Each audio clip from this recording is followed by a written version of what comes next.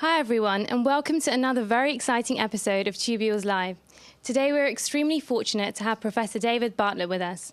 Professor Bartlett is a consultant in restorative dentistry. He's a specialist in prosthodontics and is also the head of the prosthodontics department at King's College London. He's published over 100 research papers, has written 3 books, and written many chapters in various books.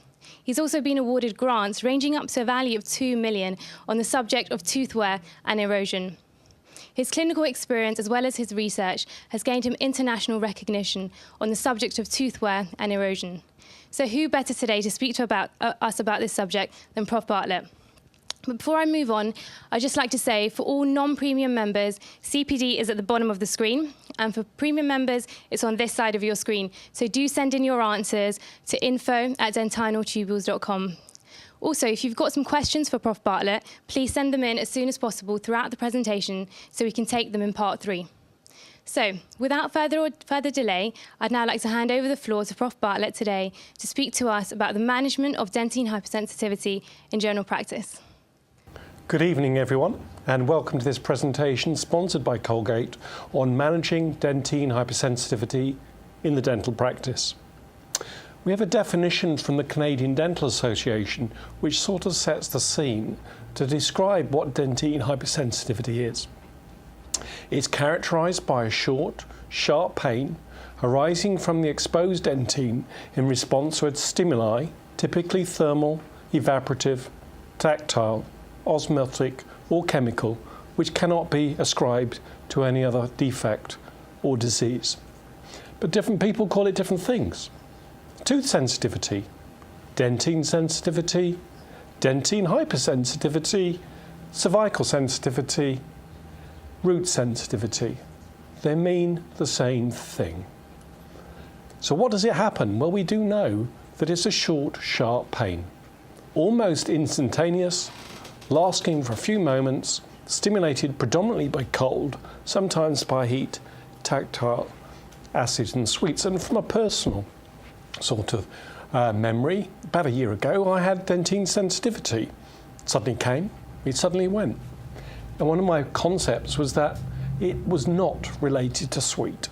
But I can characterise you and tell you on a personal level, dentine sensitivity is stimulated by sweet. When we look at patients with dentine sensitivity, we're seeing they have a clean tooth surfaces, they have healthy mouth with few deposits of plaque. They may or may not have cervical wear, and if they do, it may be of varying severity. So what we see is patients who are caring for their dentition, who are worried about their dental health, and as a result of that, they tend to get dentine sensitivity. So we're going to talk about what we can do, how we manage it, and what we can do in practice. So we're going to start off with 3 sections. We're going to take a break in the middle, and the first part is going to be talking about the epidemiology. How common is it? How often do you find it with your patients? What's the cause? Well, this is an important part. And the relevance to you in your dental practice. Then we're going to be talking about managing and identify it in the dental practice. What can you use, which are simple techniques for your own use, the general management of itself, and then some underlying conditions related to the dentine sensitivity.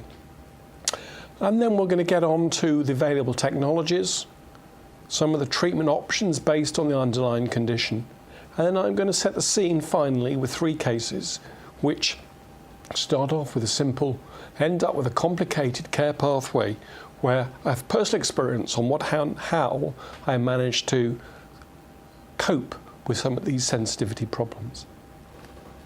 So let's start with the overview, the epidemiology, the etiology, and the relevance to you in general practice. Well, it's common, particularly in Europe, widespread in nature. It's variable and depends on whether someone self-reports or is measured at the chair side, and there are distinct differences. In a recent study we conducted in Europe, around about 42% said they had sensitivity. And yet when we looked in their mouth and applied the triple air syringe to individual teeth separately at one at a time, in the upper and the lower jaws, 57% claimed to have some sensitivity at the chair side. So this kind of gives you a reason for and explains why the sensitivity prevalent ranges from 4 to 74%, which is a huge, huge figure. Some people don't admit to it. I had a meeting not that long ago where one colleague said many patients don't actually admit to dentine sensitivity at the chair side. The reason is they're frightened that you'll end up having to charge them for it. So they keep it to themselves and they manage their discomfort with over-the-counter medication, typically toothpaste, which we'll talk about later. There are specific groups who also have specifically different types of pain thresholds. Those with periodontitis between 60 and 98%, and it happens to peak around about 30 to 40, but that's by no means categorical.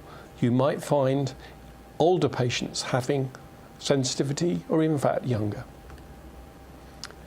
So when you're looking at epidemiology, it depends on who you're looking at. Are you looking at young people, old people? You're looking in the summer or the winter? Because you're going to get different outcomes at different times of the year.